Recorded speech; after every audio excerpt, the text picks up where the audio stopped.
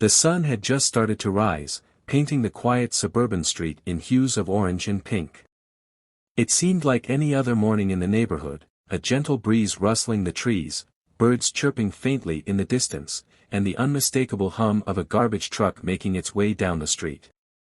Mr. Carl, the local garbage man, had been working this route for over a decade. He knew every family, every house, and every routine. But that morning, something happened that he would never forget. As Carl pulled up to one of the houses, he noticed a young girl, no older than 10, running out of her front door barefoot. Her small frame was shaking, and tears streamed down her face. She clutched something tightly to her chest, but it was the look in her eyes that froze Carl in his tracks. It wasn't just sadness, it was fear. Deep, heart-wrenching fear. "Help me," the girl cried out, her voice breaking as she ran toward the garbage truck. Carl quickly jumped down from the vehicle, his boots hitting the pavement with a thud. The girl reached him, trembling, her sobs making it hard for her to speak. Carl crouched down to her level, his usual cheerful demeanor replaced by concern. "What's wrong, sweetheart? Are you hurt?" he asked gently, his voice calm despite the growing knot in his stomach. The girl shook her head but didn't say a word. Instead, she thrust a crumpled piece of paper into Carl's hands. He unfolded it carefully, glancing down at the hastily scribbled words. His eyes widened as he read the message. It was short but alarming, and it sent a chill down his spine.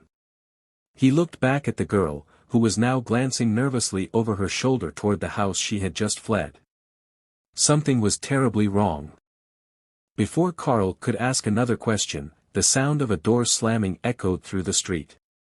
A man stepped out onto the porch, his face shadowed by the morning light. He was tall, broad-shouldered, and carried an air of authority, or perhaps intimidation. "Hey! What's going on out here?" the man called out, his tone sharp and commanding. The girl flinched at the sound of his voice, instinctively moving closer to Carl. Carl didn't know the man personally, but he had seen him around. He lived in the house with the girl and her mother, though he didn't seem to be home often. Something about his presence now felt off, and Carl's instincts told him to be cautious. He stood up, shielding the girl slightly with his body. "She just ran out here," Carl said casually, trying to keep the situation from escalating. "Is everything all right?" The man's eyes darted from Carl to the girl and back again. His smile was tight, forced. "Yeah, everything's fine. She just gets emotional sometimes. Kids, you know." He took a step forward, reaching out a hand toward the girl. "Come on, honey. Let's go back inside." But the girl didn't move. Her grip on Carl's pant leg tightened, and her whispered plea was barely audible, "Don't let him take me." Carl's heart raced. He wasn't sure what was happening, but he knew one thing for certain: this little girl was terrified, and she didn't want to go back into that house. He decided to trust his gut. "Maybe we should call someone," Carl suggested, his tone firm but non-confrontational. "Just to make sure everything's okay." The man's expression darkened. "That won't be necessary," he said quickly. "Like I said, everything's fine." But his voice had lost its earlier confidence, and there was a flicker of something, anger, panic, behind his eyes. Before Carl could respond, the girl pulled away from him and ran to the garbage truck. She climbed up onto the side and started yelling, her voice carrying through the neighborhood. "Help me! Someone help me, please!" Neighbors began to peek out from behind curtains and open their doors, curiosity turning to concern as they took in the scene. The man on the porch cursed under his breath, his hands clenched into fists. "Get down from there," he shouted, but the girl ignored him. Carl knew he had to act fast. He reached into his pocket and pulled out his phone, dialing 911. As he explained the situation to the operator, the man on the porch began to back away, his movements slow and deliberate. It was as if he was calculating his next move, deciding whether to stay or make a run for it. Within minutes, the faint wail of sirens could be heard in the distance. The tension in the air was palpable as the garbage truck, the frightened girl, and the looming figure of the man on the porch became the focal point of the entire street. When the police cars finally arrived, everything seemed to happen at once. Officers jumped out, guns drawn, barking orders to the man to stay where he was. The girl was quickly ushered into the safety of one of the squad cars, her tear-streaked face disappearing behind the tinted windows. As the police secured the scene, Carl stood off to the side, his hands still trembling slightly from the adrenaline. He didn't know the full story yet, but he knew he had done the right thing. And as the officers began to question the man, the neighbors watched in stunned silence, wondering what dark secrets had just been uncovered on their quiet little street. What had the girl seen, or experienced, that had driven her to such desperation? And what was written on that crumpled note she had handed Carl? The answers would soon come to light, but one thing was clear: this was no ordinary morning. Something bigger was unfolding, something that would leave everyone on that street questioning how well they really knew their neighbors.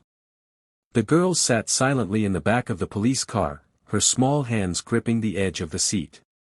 Her wide eyes darted between the officers moving around outside and the man now handcuffed on the curb. She had stopped crying, but her chest still rose and fell rapidly as if she were running out of breath. Carl stood nearby, watching with a mix of relief and unease. He couldn't shake the feeling that something much darker was lurking beneath the surface of this scene. One of the officers approached Carl, his notepad in hand. "Sir, can you tell me exactly what happened?" he asked, his tone calm but firm. Carl recounted everything: how the girl had come running out, the note she had given him, and how terrified she seemed of the man on the porch. He hesitated for a moment before adding, "I don't know what's going on in that house, but whatever it is, that little girl doesn't feel safe." The officer nodded, scribbling down notes.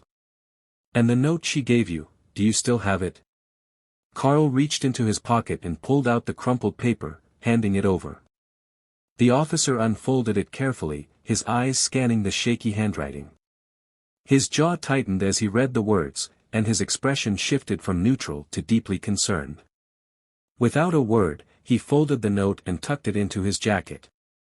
"Thank you, Mr. Carl. We'll take it from here," the officer said before walking back to join his colleagues.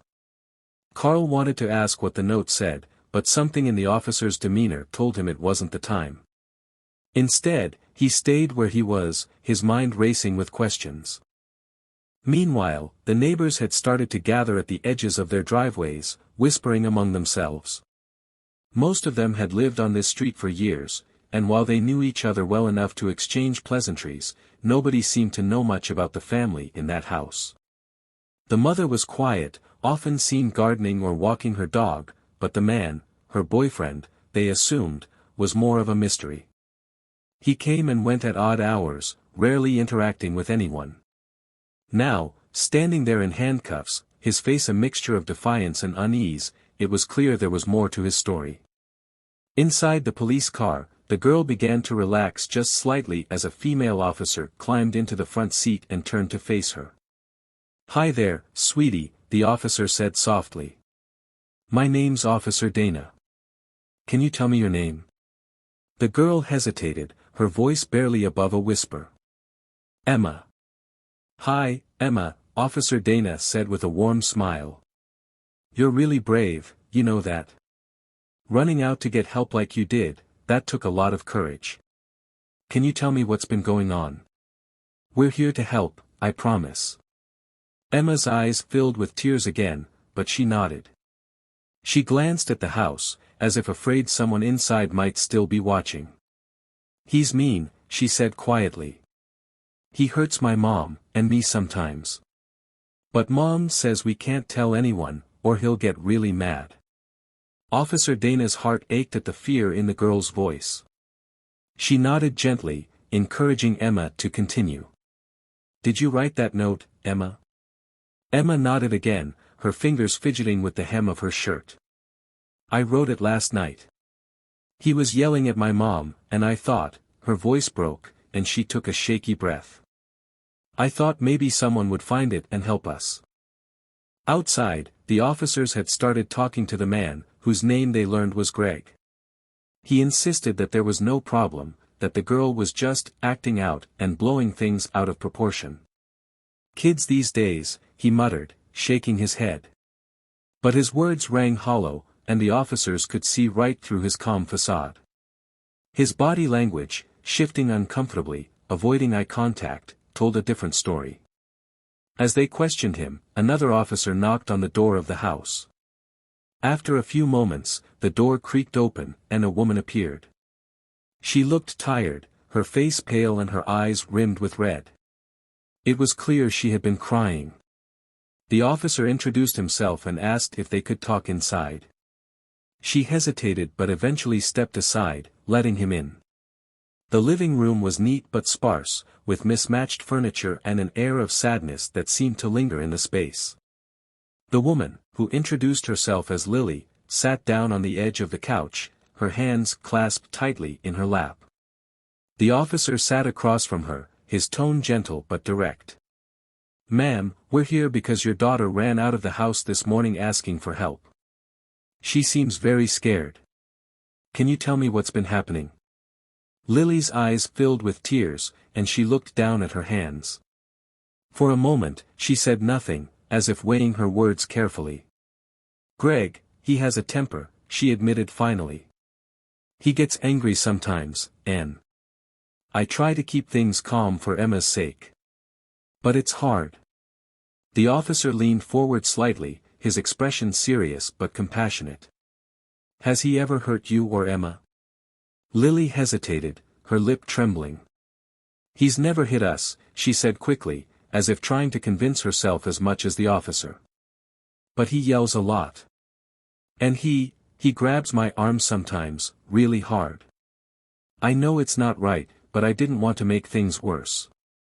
I thought if I just kept quiet, things would get better."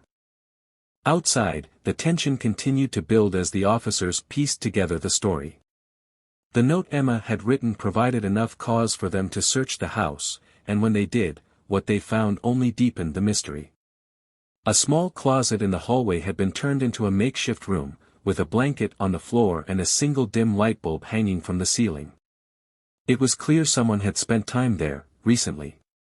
Back in the police car, Emma clung to a small stuffed animal one of the officers had given her. She watched silently as her mother was led outside, escorted by an officer for her own protection. For the first time in a long time, Emma felt a glimmer of hope. Maybe now, she and her mom could finally be safe. But as the investigation unfolded, more questions than answers began to emerge. Who exactly was Greg? Why did Emma's note seem to hint at something even darker than what had already been revealed? And what was the purpose of that small, hidden room? As the officers continued their work, the quiet suburban street that had seemed so ordinary just hours ago now felt like the setting of a much bigger story, one that was far from over. The small, hidden room in the hallway sent a ripple of unease through the officers as they examined it. The blanket on the floor was worn and stained, as though it had been used repeatedly. There was a faint smell of dampness, and the single bulb hanging from the ceiling cast long shadows that made the space feel even smaller. One of the officers crouched down, running his hand over the floor. "This isn't a storage closet," he muttered to his partner. "It's a holding place." Outside, Emma watched through the car window as her mother stood with an officer near the patrol car, her hands wrapped tightly around herself as though she were holding herself together. Lily kept glancing toward the house, her expression shifting between fear and relief. It was clear she had been living in the shadow of something oppressive, but now that shadow was beginning to lift, though not entirely. Greg, still handcuffed on the curb, sat with a rigid posture. His jaw was clenched, and his eyes scanned the scene, calculating. He had stopped protesting or claiming innocence, which only made the officers more suspicious. They had seen it before, the silence of someone who knew they were caught but was already thinking of a way out. As the investigation deepened, neighbors began to murmur among themselves, their earlier curiosity turning into unease. Mrs. Connors, who lived 2 houses down, spoke quietly to her husband. "I always thought there was something strange about that man," she said. "He never looked you in the eye. And did you notice how Emma hardly ever played outside? She'd just sit on the porch, like she was waiting for something." Carl, still lingering near his garbage truck, couldn't shake the image of Emma's tear-streaked face as she ran toward him. He kept replaying the moment she handed him the note, wondering what might have happened if he hadn't been there. He didn't consider himself a hero, just someone who had been in the right place at the right time. But now, standing there with the morning sun climbing higher in the sky, he realized how fragile those moments could be. Inside the house, the officers continued their search.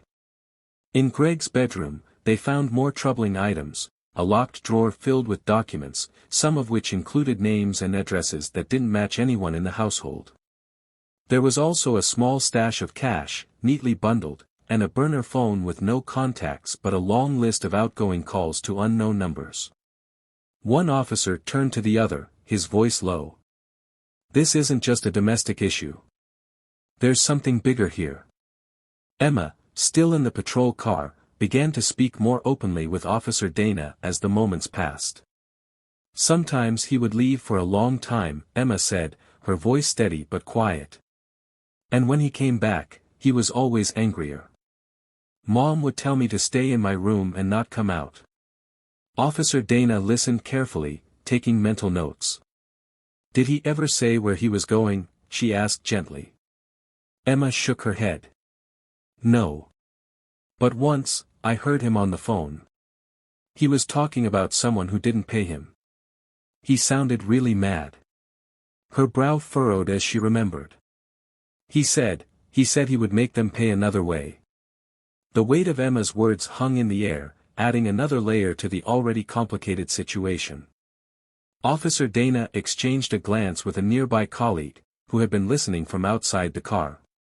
It was becoming increasingly clear that Greg's behavior wasn't just confined to his home life. There were pieces of a larger puzzle scattered everywhere, and the officers were determined to put them together. Back on the street, Lily finally found the courage to speak more candidly with the officer standing beside her. "I tried to leave once," she said, her voice trembling. "When Emma was younger. I packed a bag, and we went to stay at my sister's house. But Greg found us. He said if I ever left again, I'd regret it." She wiped at her eyes, her shoulders shaking. "I stayed because I thought I could protect Emma. But I didn't realize how much she was seeing. How much she was scared of him." The officer placed a reassuring hand on Lily's shoulder. "You did what you thought was best to keep her safe," he said. "But you're both out of that house now, and we're going to make sure he can't hurt either of you again." As the sun climbed higher and more officers arrived, the neighborhood became a flurry of activity. Crime scene tape was put up around the house, and Greg was escorted into a police car, his face blank but his eyes sharp. He didn't say a word as the door closed behind him, but the officers could feel his simmering anger. Later that day, as the investigation continued, one of the officers received a call from a colleague at the precinct. They had run a background check on Greg and found several prior arrests, assault, theft, and one charge that stood out, suspected involvement in a human trafficking ring. The charge had been dropped due to lack of evidence, but now, with the hidden room and burner phone, the pieces were starting to come together. Emma and Lily were taken to a safe location, away from the house and away from Greg. For the first time in years, they could breathe freely, though the scars of their experience would take much longer to heal. Emma clung to her mother's hand, her small fingers gripping tightly as if afraid to let go. Meanwhile, Carl returned to his garbage route, though his mind was far from the usual rhythm of his day. He couldn't help but wonder what would happen to Emma and her mother, or what secrets might still be hiding in that house. As he drove past other homes, collecting trash and waving to familiar faces, he realized how easy it was to miss the hidden struggles of the people around you. Everyone had a story, but some stories were buried so deep it took a moment of desperation to bring them to light.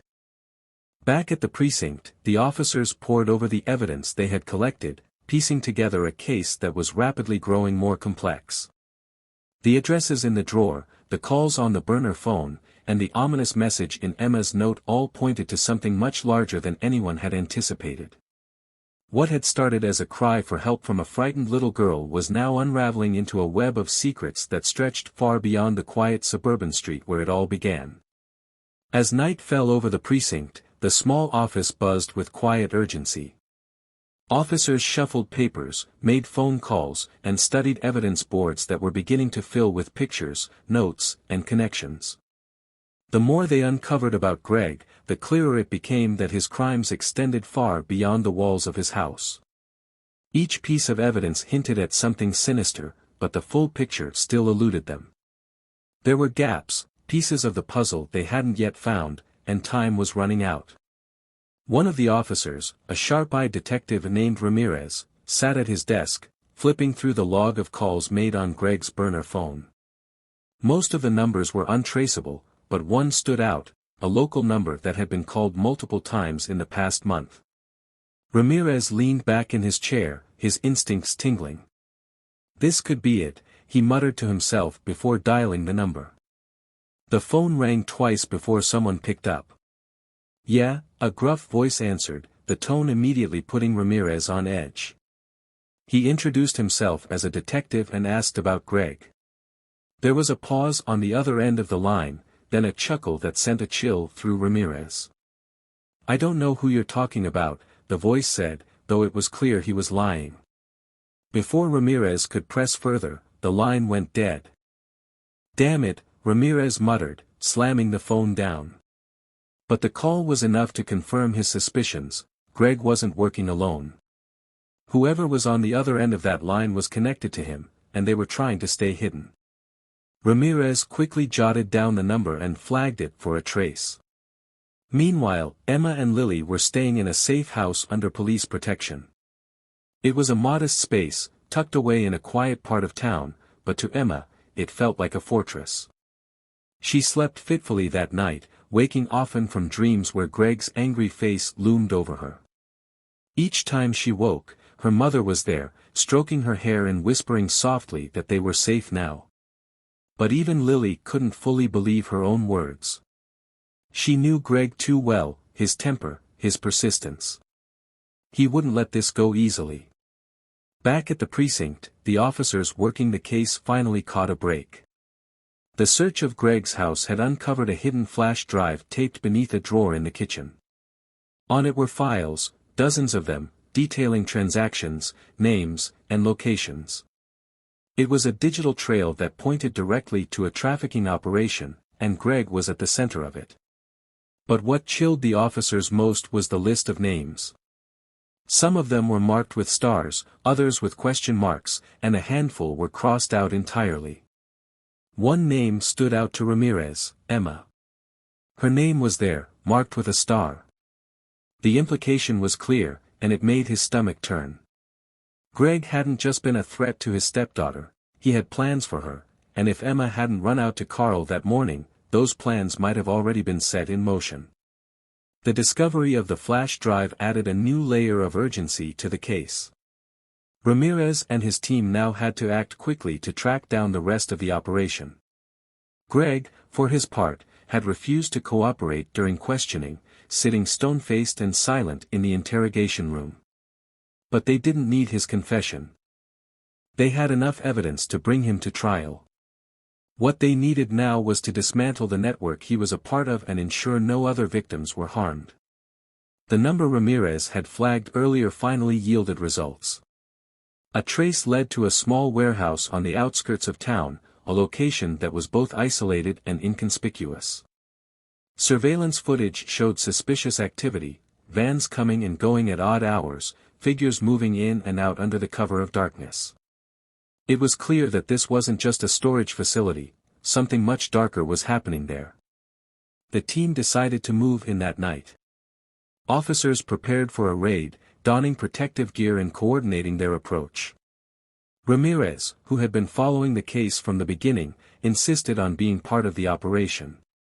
"This one's personal," he said, his jaw set with determination. As the raid team assembled, the tension was palpable. Every officer knew the risks of what they were about to do. If the warehouse was truly connected to Greg's operation, it could be heavily guarded. There was no telling what they might find inside, or who. At the safe house, Lily and Emma were unaware of the raid but sensed the tension from the officers guarding them. Emma sat on the couch, clutching her stuffed animal, while Lily paced the small living room. "Do you think it's over?" Emma asked softly, her voice barely above a whisper. Lily paused, her heart aching at the hope in her daughter's voice. "I don't know, sweetheart," she said honestly. "But the police are doing everything they can to keep us safe. We just have to trust them." Hours later, under the cover of darkness, the raid began. The warehouse was surrounded, and officers moved in swiftly, shouting commands as they breached the doors. Inside, the scene was chaotic, crates stacked high, dim lights flickering, and the sound of footsteps echoing through the cavernous space.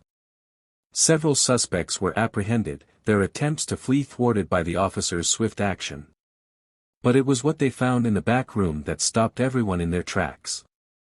Behind a locked door was a makeshift holding area, eerily similar to the small room in Greg's house. Inside were 3 young girls, their faces pale and frightened but alive. Officers quickly moved to free them, assuring them they were safe now. One of the girls, barely older than Emma, clung to an officer's arm and whispered, "He said no one would ever find us." The raid was a success, but the emotions were heavy. As the officers led the suspects away in handcuffs and began cataloging evidence, Ramirez couldn't help but think about Emma. She had been so close to becoming one of these victims, her life stolen before it had even truly begun. It was a sobering thought, but it also fueled his determination to see the case through to the end. By dawn, the warehouse was quiet again, the suspects in custody and the victims on their way to safety. But the fight wasn't over. The officers knew there were more pieces to uncover, more people involved, and more lives at stake. Greg's arrest had been the beginning, but the storm was far from over. As the sun rose, painting the sky in muted tones of gray and orange, it was clear that the most intense moments of this story were still to come. As the sun cast its first golden rays over the precinct, Ramirez sat at his desk, exhausted but far from done. The raid had been successful, yet something gnawed at him, a feeling that they were only scratching the surface.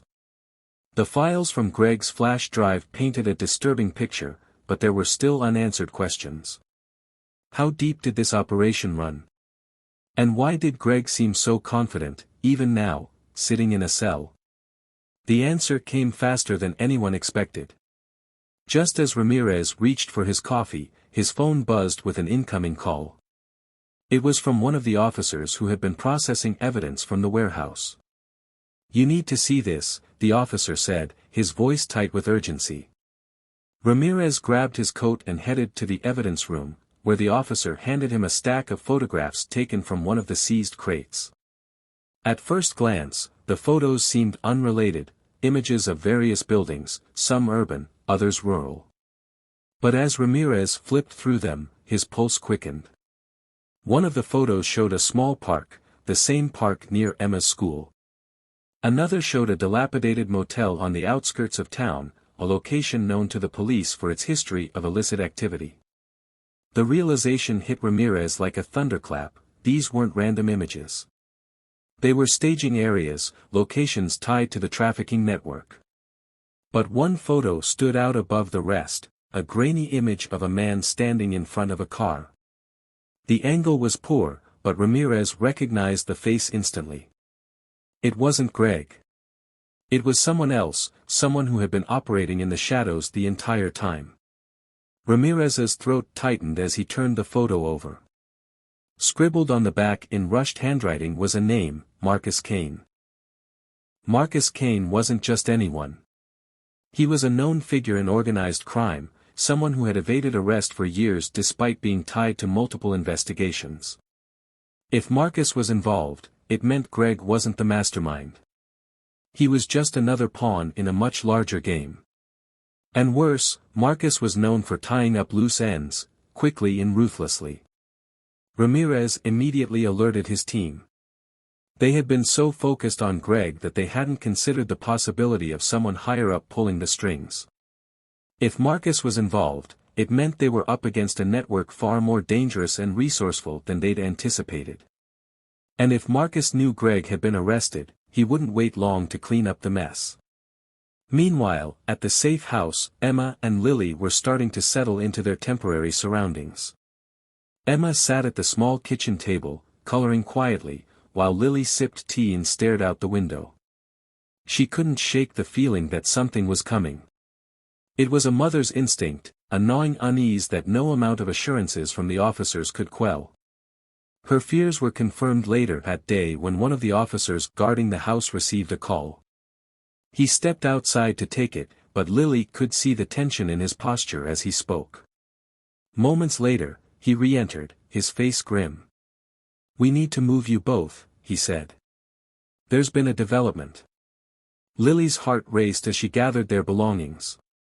"What's happening?" she asked, her voice trembling. "We believe someone connected to Greg may try to locate you," the officer explained.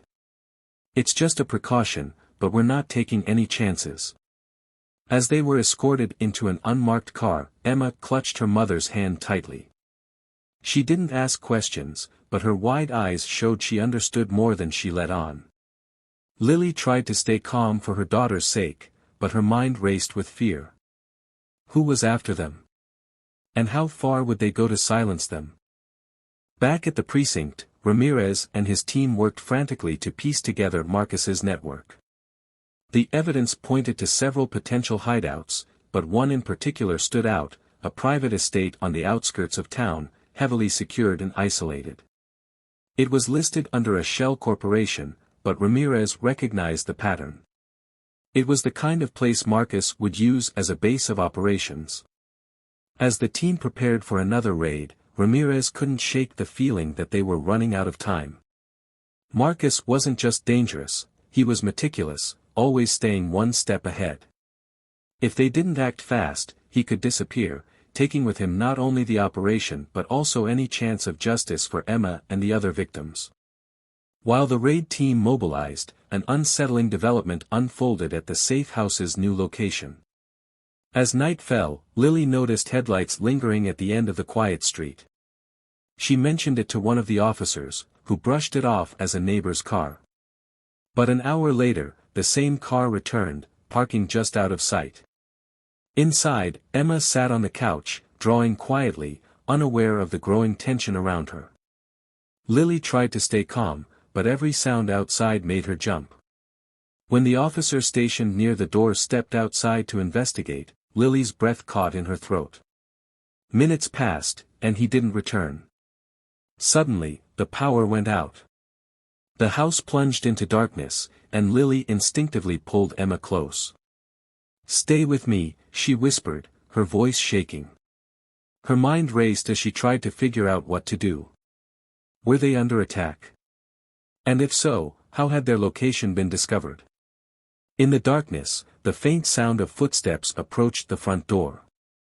Lily's grip on Emma tightened as the tension built to an unbearable pitch. Whoever was out there wasn't a neighbor, and they weren't here by accident. Lily's worst fears had come true, someone was after them, and they were already inside the house. The darkness in the house felt alive, stretching into every corner as Lily held Emma close, her heart pounding against her ribs. She strained to listen, hearing the faint creak of the floorboards near the front door. Whoever was there was moving cautiously, deliberately. Lily's hands trembled as she fumbled for her phone, but the signal was gone. Whoever had cut the power had also disabled communication. The footsteps grew louder, closer, and Lily's mind raced. The officer who had stepped outside hadn't returned. Was he hurt? Worse? She glanced toward the kitchen and spotted the faint glint of the knife block on the counter. Gritting her teeth, she whispered to Emma, "Stay here, no matter what happens. Do you understand?" Emma nodded, her eyes wide and brimming with tears, but she didn't argue.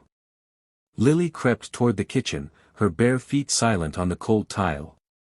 She reached for a knife just as the front door creaked open. A shadowed figure stepped into the room, their outline barely visible in the dim light filtering through the curtains.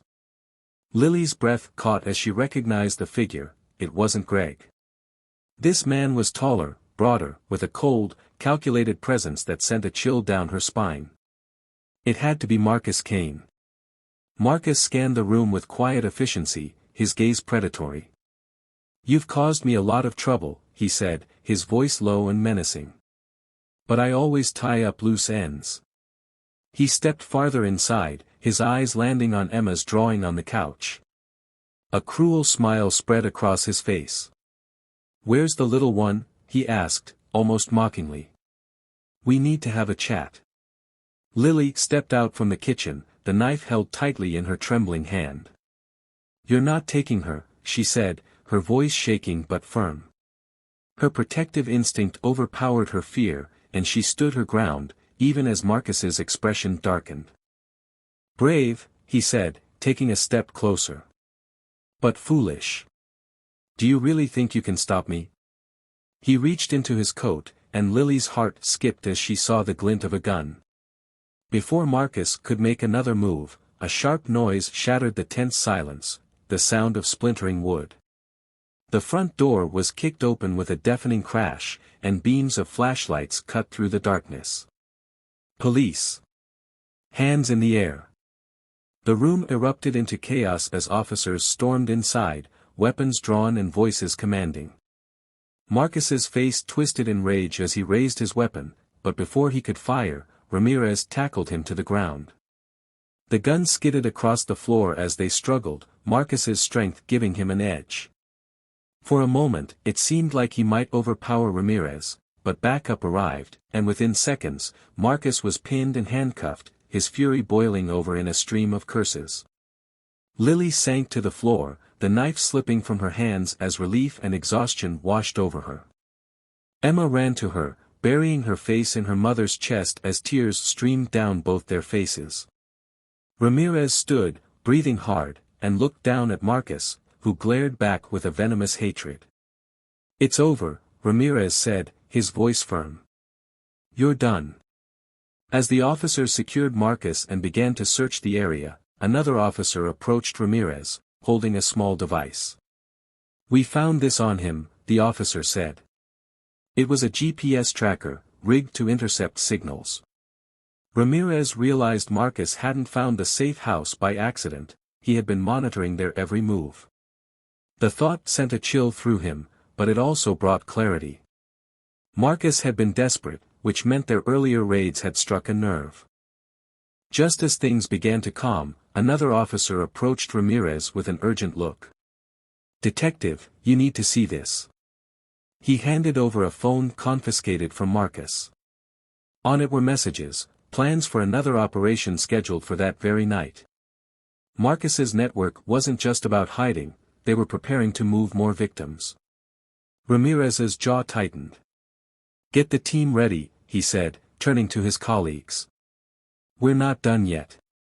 As Lily and Emma were escorted to safety, Ramirez and his team mobilized for the next raid. The stakes were higher than ever, but they had momentum on their side. The operation that followed was swift and decisive, rescuing multiple victims and dismantling the remnants of Marcus's network.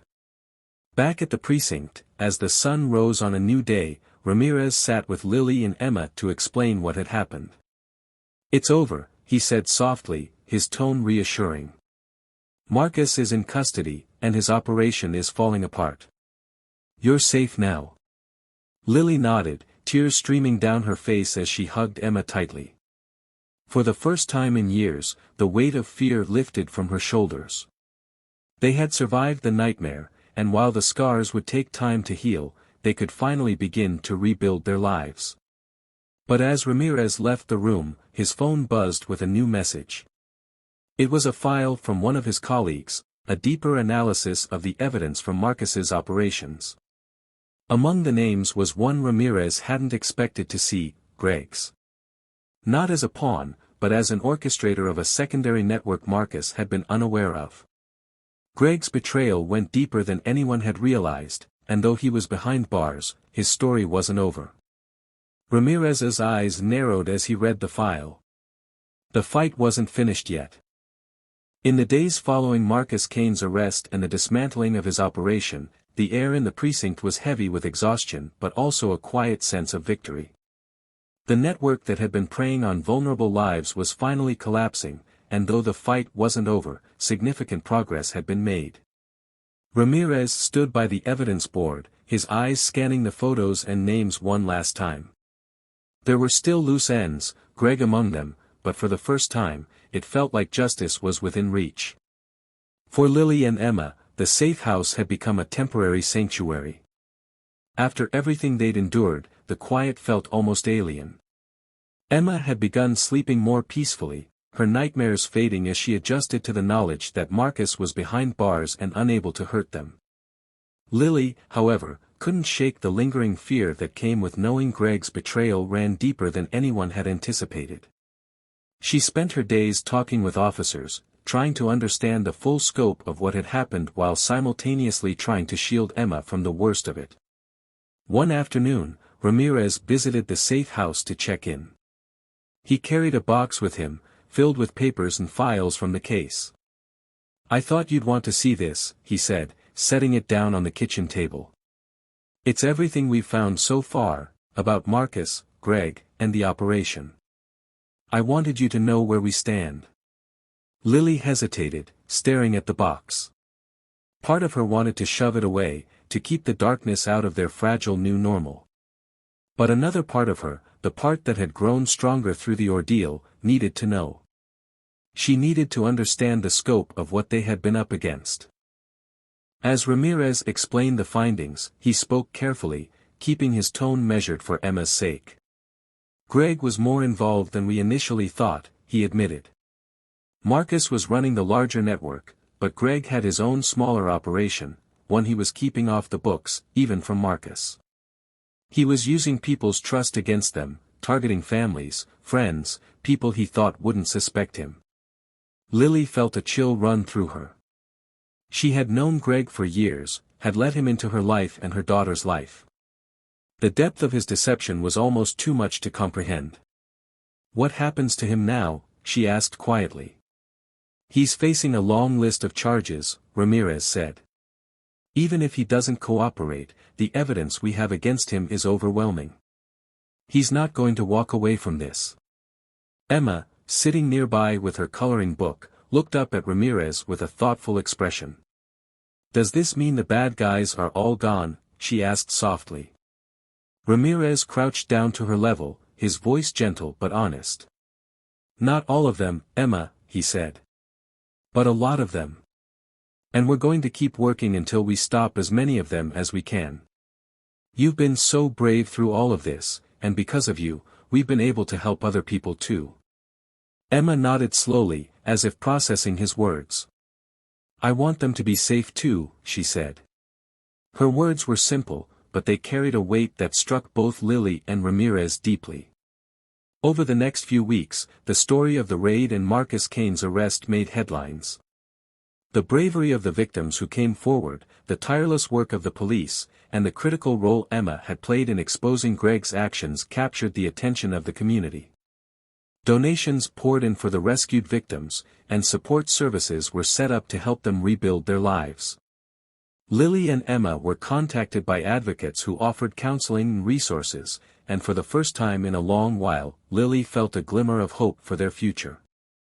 One sunny morning, Lily and Emma visited a park near their new temporary home. Emma ran ahead, her laughter ringing through the air as she chased a butterfly. Lily watched her, marveling at how resilient her daughter had been through everything. She knew the road ahead wouldn't be easy, there would be therapy sessions, court appearances, and the lingering shadow of what they had endured. But for now, she allowed herself to breathe, to soak in the simple joy of seeing Emma smile. Ramirez stopped by the park later that day, a file folder tucked under his arm. "I thought you'd want an update," he said, sitting down on the bench beside Lily. "Greg's trial date has been set. He's being charged with multiple counts, and with the evidence we have, it's almost certain he'll be convicted. Lily nodded, a mix of relief and sadness washing over her. I still can't believe I didn't see it, she admitted. I trusted him. You're not the only one he fooled, Ramirez said gently. People like Greg are skilled at hiding their true intentions. But what matters is that you and Emma are safe now, and that you came forward. Without you, we might never have stopped this. As they talked, Emma approached, holding out a small flower she had picked. Here, she said, handing it to Ramirez with a shy smile. For helping us. Ramirez took the flower, his expression softening. Thank you, Emma. That means a lot. As the weeks turned into months, Lily and Emma began to settle into a new routine. They moved to a new town, away from the shadows of their old life, and started fresh. Emma enrolled in a new school, where she quickly made friends, and Lily found a job that gave her a sense of purpose. The scars of the past didn't fade overnight, but they grew fainter with each passing day. Every so often, Lily would receive updates from Ramirez. Greg had been convicted and sentenced to decades in prison, ensuring he could never harm another family. Marcus Kane's operation had been dismantled, and while some members of his network remained at large, the police were actively pursuing them. Each update brought a sense of closure, a reminder that justice was being served. One evening, as Lily tucked Emma into bed, her daughter looked up at her with wide, thoughtful eyes. Are we going to be okay now? Emma asked. Lily smiled, brushing a strand of hair from Emma's face. Yes, sweetheart, she said. We're going to be okay. We're safe, and we're together. That's all that matters. As Emma drifted off to sleep, Lily sat by the window, gazing out at the stars. The journey had been harrowing, filled with fear and uncertainty, but it had also shown her the strength she didn't know she possessed.